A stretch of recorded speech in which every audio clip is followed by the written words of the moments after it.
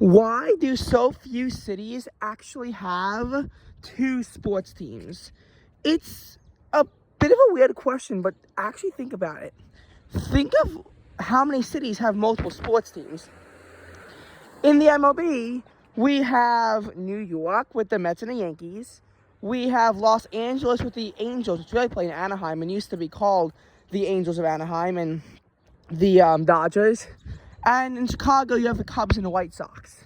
In the NFL, you literally only have two, and neither of them play in a city, but I think the Giants and Jets are much worse because they play in a whole different state, New Jersey.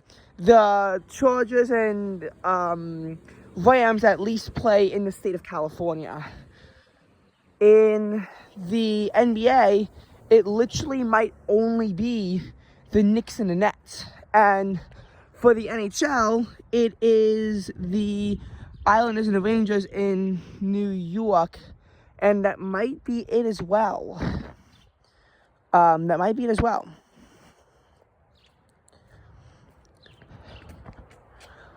And again, I could be wrong on some of this. There could legitimately be multiple teams in this area. You could also have a situation like where you have the San Francisco Giants and the Oakland Athletics, so they could be like right across the river in the same metro area, but just in different cities. You could have that situation as well.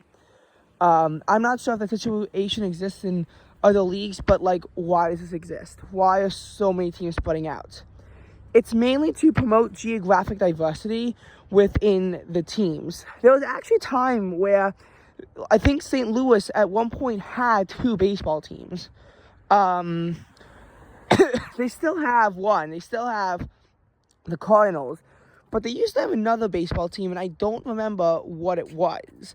I don't know what the other baseball team in St. Louis was, but I know that they at one point had one, and they played each other in the 1944 World Series. St. Louis used to be a much bigger city back then, and I think what happened was that they found a better offer somewhere else and then just left. That's the case with a lot of these teams, actually. St. Louis does not have a single football team, but they used to have two. They used to have the Cardinals and the Rams. The Rams actually moved to Los Angeles only in the 2016 season, but the Cardinals moved to Arizona a while back. So, they kept the Rams in the West despite being, so far away from everything else and being east of the Dallas Cowboys, who are in the NFC East, mainly to, again, promote this rivalry. And then they moved to Los Angeles anyway, which gave them two teams. Then you also the Oakland Raiders moved to Las Vegas, so you could get rid of that. Technically in the NHL, you could almost make the argument that there are three New York teams. There are three teams in New York State, but the New Jersey Devils play in Newark, which is still in the New York metropolitan area. So, you could see how you have all these choices here. So again, why is it the case where it's only the largest cities that have this choice? Mainly because you have 32 teams. You have to find a way to appease everyone. And in most cities, there's just not the demand for two, and in some cases, even one sports team. New York is a place where you really got to have two of everything. In some other cities, you can get away with only having one, but in New York, you got to have two. That's just like a rule.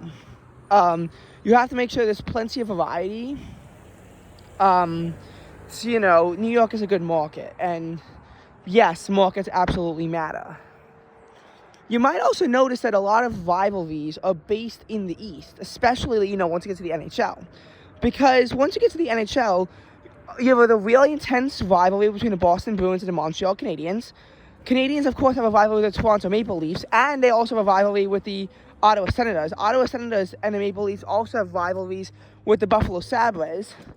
Move down and you have the Rangers-Islanders rivalry, the one between the Rangers and the Devils. Devils-Flyers, Flyers-Penguins. So you have all of those very intense rivalries that really just highlight the issue of there being almost too much hockey in the Eastern United States. And I'm kind of actually not joking when I say that.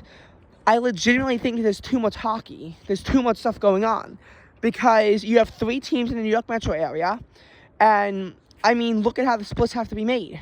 Like literally.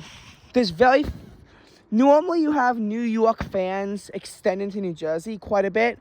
Like, I would say that the Mets and the Phillies line is along, like, the central New Jersey line. And I think for the Giants, Eagles rivalry, it's also, again, in central New Jersey. Probably along the Trenton area. It's not, as geographically clear as, say, the Yankees-Red Sox rivalry, where we pretty much know exactly where it is, which is on a line throughout central Connecticut. We know exactly where that battleground is. For this one, we assume it's in central New Jersey. But, like, for hockey, there's literally none of that. Pretty much, if you're in New York, you're a Rangers or an Islanders fan. And if you're in, if you're in New Jersey, you're a Devils fan for a while. And then once you get to southern New Jersey, you do get into Philadelphia Flyers territory. But that line is a little bit further south than Eagles, Giants, or Mets, Phillies. So there's a lot of stuff going on. And then you also have Flyers and Penguins, and where does that line get drawn? Until, of course, you get to a point where now you're in Buffalo Sabres territory. It's confusing. And there's not exactly a clear-cut line between the Sabres and the Maple Leafs. I'd assume that is the U.S.-Canada border. But then the Maple Leafs also have rivalries with both the Senators and the Canadiens. So that's also really tricky to pinpoint down.